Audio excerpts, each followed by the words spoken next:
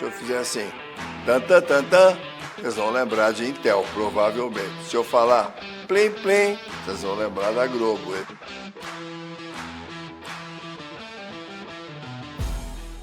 Olá pessoal, aqui estou de volta nessa 7ª aula sobre branding. Como eu disse na anterior, a gente não pode falar de tudo, não dá tempo, mas alguns temas são fundamentais, não podem passar em branco.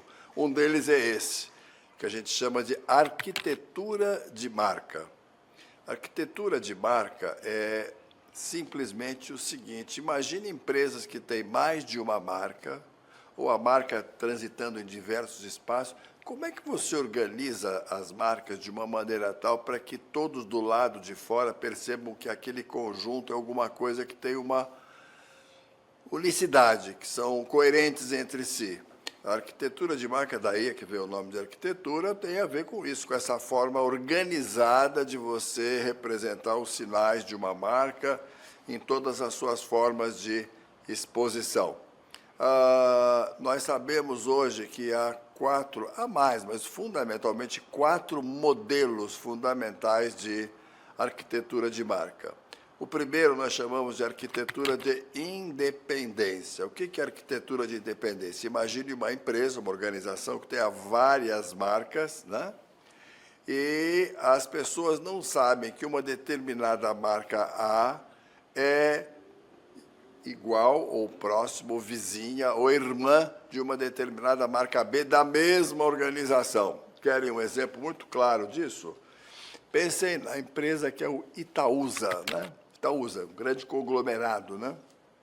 Lá dentro vocês têm, estão vendo a imagem aí, vocês têm o próprio Banco Itaú, vocês têm Duratex, vocês têm Alpargatas e há outras marcas, e muita gente não tem a menor ideia de que Alpargatas, Duratex fazem parte ou são irmãs do Banco Itaú. São irmãs em termos, ou primos, né? Porque vivem sob o mesmo guarda-chuva corporativo que é o Itaúsa. Querem outro exemplo famoso?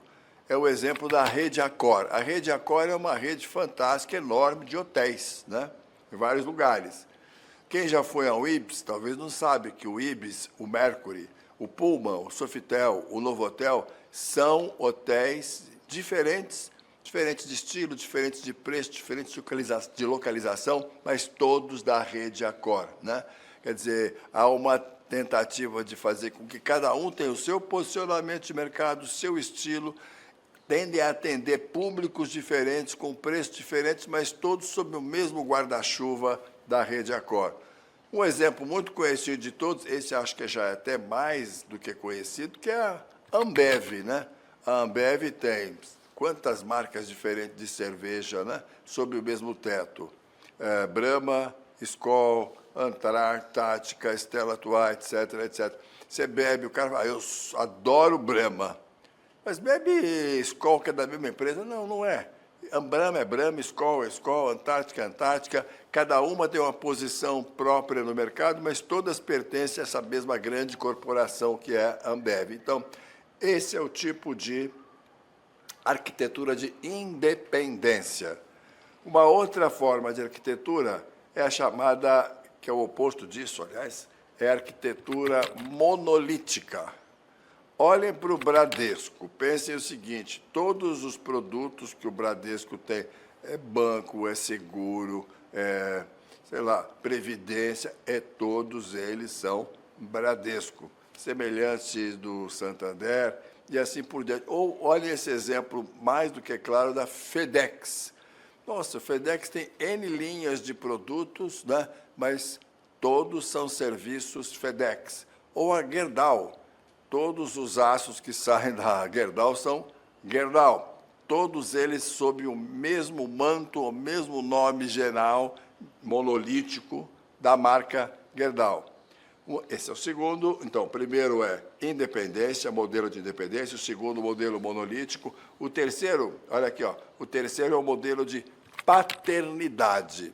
Paternidade é o seguinte: eu tenho uma marca corporativa geral, que é o pai, às vezes pode chamar de mãe também, de cada um dos produtos da empresa, que tem a sua marca, mas tem uma conexão com a genealogia da família. Então, automóveis, é típico em automóveis isso. A Volkswagen tem Gol, Tiguan, Virtus, T-Cross, Jetta, eu não sei, deve ter outros tantos ainda aí, mas todos são filhos da Volkswagen, né? Ou seja, a paternidade é da Volkswagen. Nossa, a Nestlé é tipicamente um produto, uma empresa de paternidade também. Nescau, Chamito, Leite Ninho, Nescafé, todos eles pertencem à mesma empresa que é a Nestlé e obedecem aos mesmos princípios e às mesmas características culturais da empresa. Um outro exemplo, talvez menos conhecido, mas hoje já muito mais conhecido, que é o Grupo Algar, que nasceu lá em Uberlândia, hoje está em muitos lugares do Brasil, que tem Algar Telecom, Algar Tech, Algar Farming, etc., etc. e tal. Então, o modelo de paternidade é aquele que você tem um pouco de cada coisa. Tem o nome da família, mas o nome da família não elimina a personalidade individual dos filhos. Até lembra muito uma coisa que acontece nas nossas próprias famílias, né? Os filhos têm sua identidade própria e a família tem o nome que abriga a todos. Quem fez isso muito bem feito e não era assim, todo mundo se lembra desse exemplo, foi a Unilever, né? Até algumas décadas, você pensava em Omo, Rexona, sei lá, em outros produtos da Unilever, né? Margarinas, etc., etc. e tal. Cada um tinha uma marca independente da outra. Ninguém sabia, ou não procuravam saber se todos pertenciam a uma mesma família ou eram independentes. Pouco a pouco, a Unilever percebeu que era importante ter algo que unificasse a paternidade de todos aqueles produtos.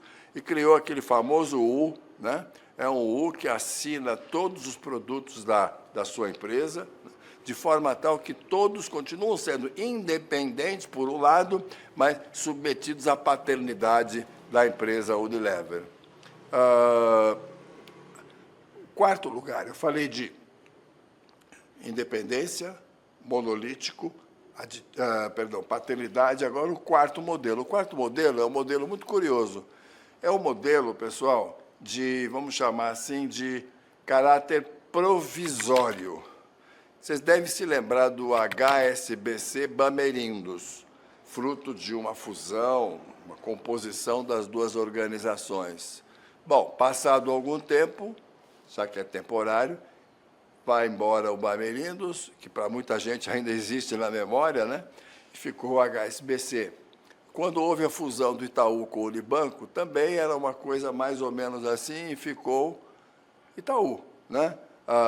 No passado, Sica Quinor continuou existindo durante um tempo e virou depois Quinor. Ou seja, a arquitetura de marca é um momento da vida de uma organização que proliferou e cresceu em número de marcas e precisa escolher o melhor modelo. Qual é o melhor modelo, pessoal? Não existe. O melhor modelo é aquele que mais se adapta ao seu mercado, que mais se adapta às características dos produtos e das marcas que você tem. Não há um modelo melhor. O que eu posso, de alguma forma, garantir a vocês é que hoje, no mundo, cada vez há menos marcas independentes e cada vez mais marcas ou de paternidade ou monolítica. Por que isso? Porque quando você tem apenas marcas independentes, você gasta muito recurso para apoiar todas elas independentemente uma da outra. Quando você tem uma marca mais monolítica ou de paternidade, né, aquilo que você faz para uma, de alguma forma, respinga positivamente na outra.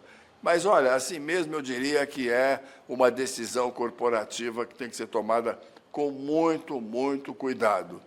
Quando isso não é feito com cuidado e a composição das marcas fica meio obscura, é difícil entender quem se relaciona com quem, etc., cria-se aquilo que, mais uma vez, um recado que eu recebi da minha sócia, não diga isso, Jaime, mas eu vou dizer. Quando você não faz isso direitinho, cria uma certa confusão no ar, né? Ninguém sabe como essa marca se relaciona com a outra, são primas, irmãs, filhas do mesmo pai. Cria-se um verdadeiro suru-brand. O suru-brand, o que é? Preciso explicar, pessoal? Suru-brand, não vou explicar porque é tão claro, e se eu explicar fica mais feio ainda, né? O que é o solo branding? É essa forma confusa, desorganizada. Então, evitem o solo branding, não corram esse risco. Pensem 2, 3 vezes. Não pensem que só um desenho bonito vai resolver e eliminar o solo brand, né? Solo brand é um perigo, porque para desfazer o solo brand, fora a piada que vão fazer com você pelos concorrentes que você tem, né? Até corrigir isso vai um bom tempo. Muito bem. Agora, eu acho que, por falar nisso, eu acho que este é um bom momento para, eu falei de solo brand, para lembrar de um tema que está ligado indiretamente com a arquitetura de marca e que é um grande desafio na vida de uma empresa de branding ou de um profissional de branding. É alguma coisa que o Sérgio Guardado, que trabalha conosco na área de pensamento estratégico de desenho, diz que é o tema mais espinhoso do branding. Olha, é mesmo. Nós estamos vivendo agora mais um caso espinhoso em branding, que é a criação, isso não tem a ver diretamente com arquitetura, mas eu quero aproveitar o embalo e falar disso, que é a criação de um nome para a sua marca, né? Vamos lá, um nome para a sua marca. Um nome parece uma coisa simples, como dar um nome para o filho, né? Todo mundo diz, quando termina esses projetos, que olha, é muito mais fácil dar nome para o meu filho do que dar nome para a marca, né? Nome é alguma coisa que tem um significado original, que muitas vezes se perde com o tempo, né? Quem diria, por exemplo, que o maior banco privado brasileiro, que é o Itaú, significa, em Tupi-Guarani, pedra preta, né? Você perde o significado original. Quando você pensa em Veja, você não vai usar para limpar a casa uma revista, você vai usar um produto de limpeza e vice-versa. Quando você sobe no avião da Gol, né? Você também não pensa que aquilo lá é jogo de futebol. Pelo amor de Deus, ainda mais no avião, né, pessoal? Fala assim, meu filho estuda no Porto Seguro. Ah, ele trabalha com seguros de carro? Não, Porto Seguro é a escola, é o mesmo nome, né?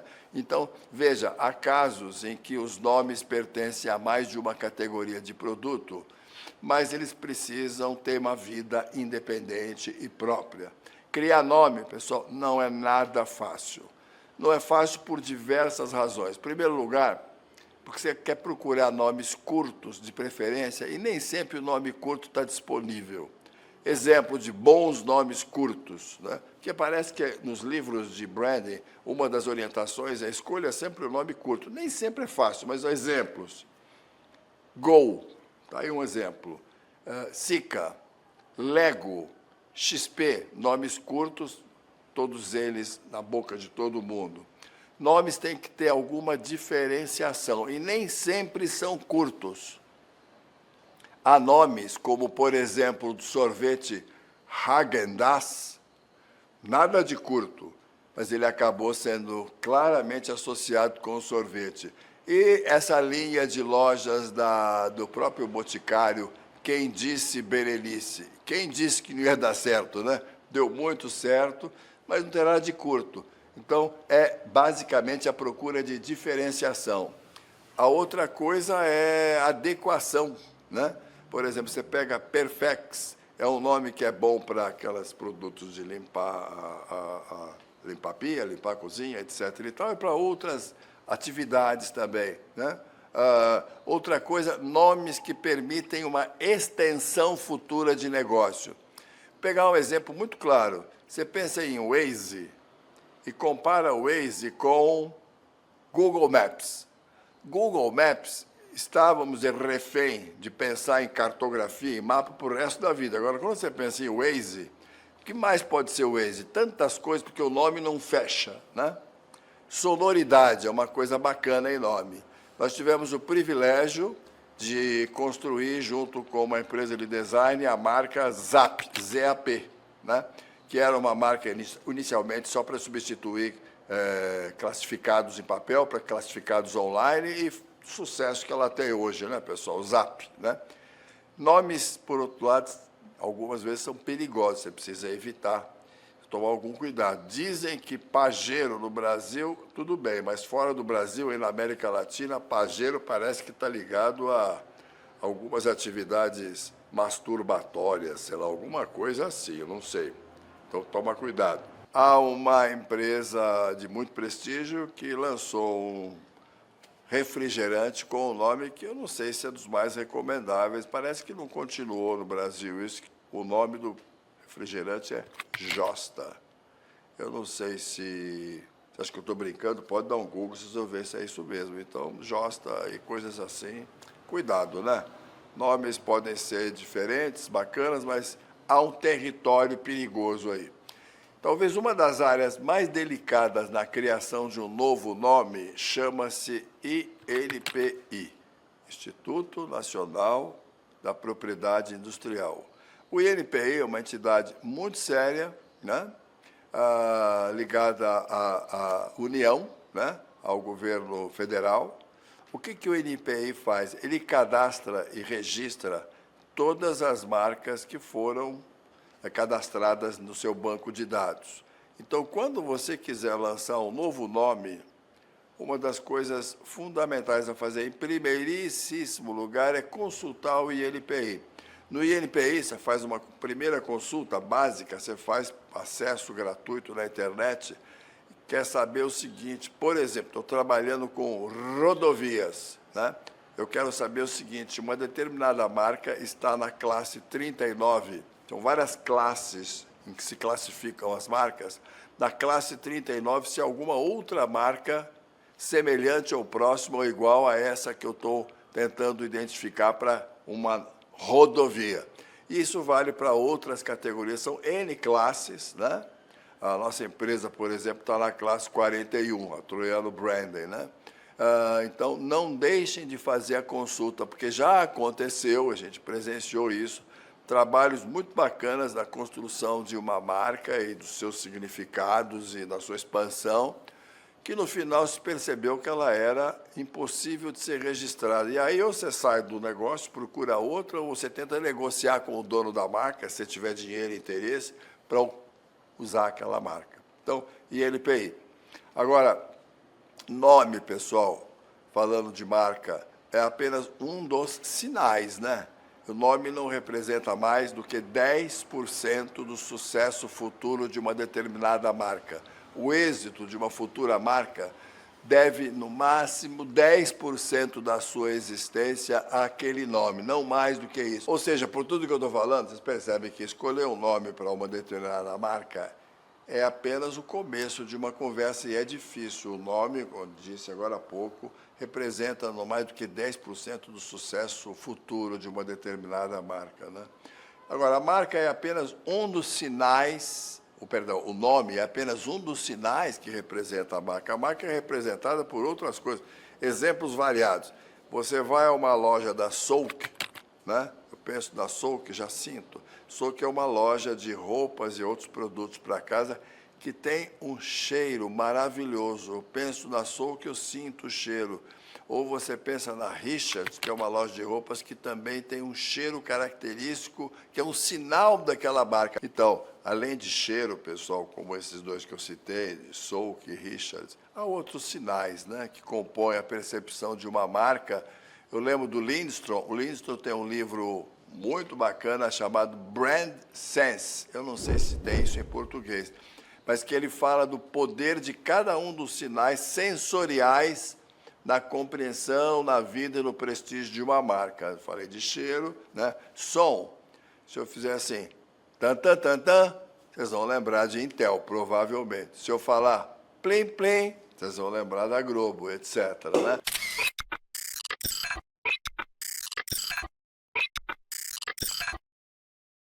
Então, pessoal, som com Intel, Plim Plim, cada um tem o seu significado, o seu sentido sonoro, ajuda a identificar marcas. Aliás, este é um tema fundamental hoje em brand. Acreditem em vocês, há uma especialização.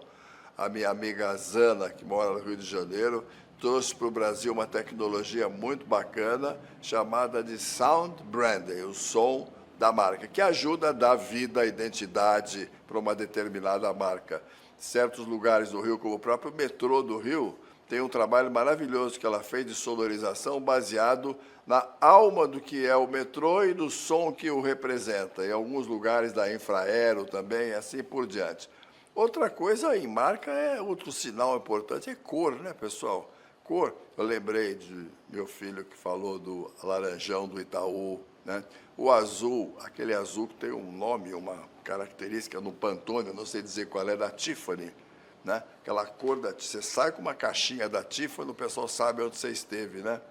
O amarelo e o vermelho da Shell e assim por diante. Outra característica muito importante, que cada vez está sendo mais considerada, além do nome propriamente, numa determinada marca, é a arquitetura da loja, para quem tem loja, né? Arquitetura da loja.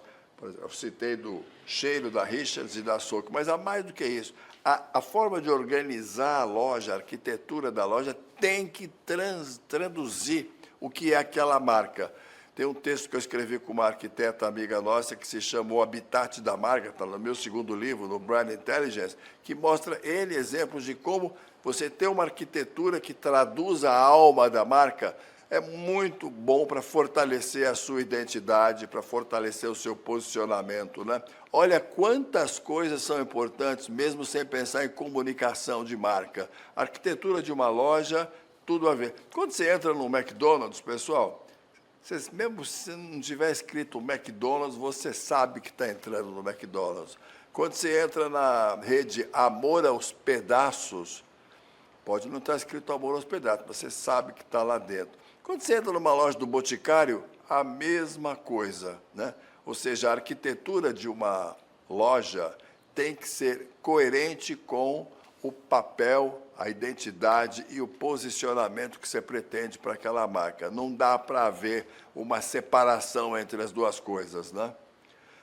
Recentemente, nós ajudamos a construir a identidade da loja de na verdade, não é loja, de um restaurante em São Paulo, no shopping JK, que é um restaurante chamado Fahrenheit, né? Pessoas que têm uma ligação pessoal conosco, que resolvemos fazer esse trabalho, ficou maravilhoso. Se estiver em São Paulo, eu convido. Conheçam e comam no Fahrenheit, né?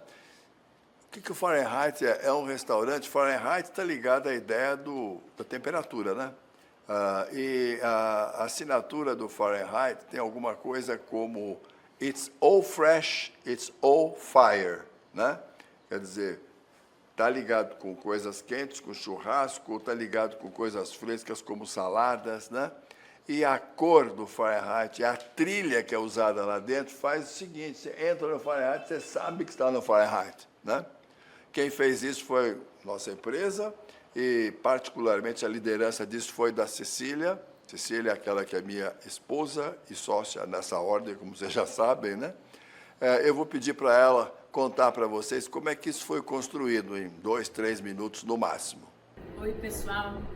Hoje eu queria falar de um case, ilustrando um pouco a aula aí do professor Jaime Troiano, que é um case de um restaurante que se chama Fahrenheit.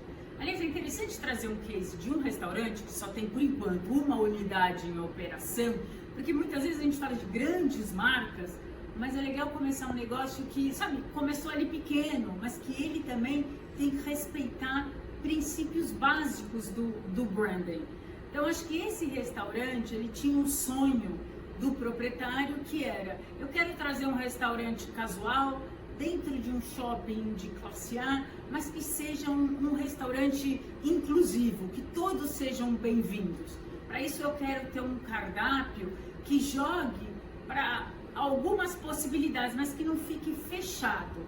Quando nós começamos a trabalhar com este projeto, nós aqui da Troiano Branding, ele já tinha este nome, Fahrenheit, né? Então ele já vem com esse batismo. Esse nome, né, que foi dado ao restaurante, inspirou a gente, junto com o sonho do dono do restaurante em ser um lugar inclusivo, a pensar como que esse nome, mais aquilo que o fundador tinha como meta para o restaurante, inspirar o nosso posicionamento. E aí a gente ficou pensando: o que é Fahrenheit? Bom, Fahrenheit é uma escala, né? A gente aprende aí na escola de medição de temperatura. Nós estamos falando de temperatura. Alimento se baseia em temperatura. Eu posso ter um prato com uma temperatura mais alta, posso ter um prato com temperatura mais baixa, eu posso ter um drink que puxa uma canela e que esquenta, eu posso ter um drink que resfria. O cardápio do Fahrenheit foi construído com essas mudanças de temperatura. Vocês estão vendo que eu estou fazendo as 5 mudanças de temperatura e estou trazendo a minha mão. Foi exatamente essa modulação que a gente quis trazer para todo esse espaço do posicionamento desse restaurante. A identidade visual do Fahrenheit brinca com essas ondas, com essas diversas temperaturas. Todo o posicionamento ele foi construído para trabalhar, para navegar nessas polaridades do frio e do quente. As cores brincam com o frio e com o quente. A assinatura, que é a síntese do posicionamento, ficou It's all fresh, it's all fire. Fresh, fresco, gelado. Fire, o quente, as comidas que aquecem. Então, é um lugar para todas as pessoas. Para os quentes, para os frios, para quem querem esquentar no verão, para quem, ou ao contrário, né? Para quem quer esquentar no inverno, para quem quer esfriar no verão. Então, este conceito, aliás, vocês podem se perguntar, puxa, uma assinatura em inglês? Como o nome era Fahrenheit, é um shopping de classe alta, a gente achou que essa conversa faria sentido, né? Você ter uma assinatura em inglês, as palavras fresh and fire são fáceis, então também é um conceito traduzido para trazer essa polaridade, essa alternância e essa inclusão que essa marca desejava. Se vocês estiverem em São Paulo ou quando vierem visitar São Paulo, deem uma passadinha ali no shopping Iguatemi JK, acho que é o 3º piso, e visitem o Fahrenheit. Prestem atenção, né, nessa identidade visual dos altos e dos baixos, olhem o cardápio também com esse viés. E bom apetite, pessoal! Então, pessoal, nessa aula vocês viram que a arquitetura de marca é importante para organizar as marcas da empresa. Evitem o surubranche, cuidado com esse grande inimigo. 2, nomes são fundamentais, mas não é fácil escolher nome. Não deixem de consultar o NPI para saber se aquele nome que você escolheu está correto. 3º lugar, lembrem-se de que outros sinais sonoros, som, cor, etc., né, ajudam a dar identidade para a marca. No livro do Lindstrom, no Brand Sense, há uma escala que ele criou do quanto, à medida que você agrega som, cheiro, imagem, etc., etc., quanto vai crescendo com isso a percepção final da sua marca. Dê uma consultada, vale a pena. Até a próxima, pessoal. Muito obrigado.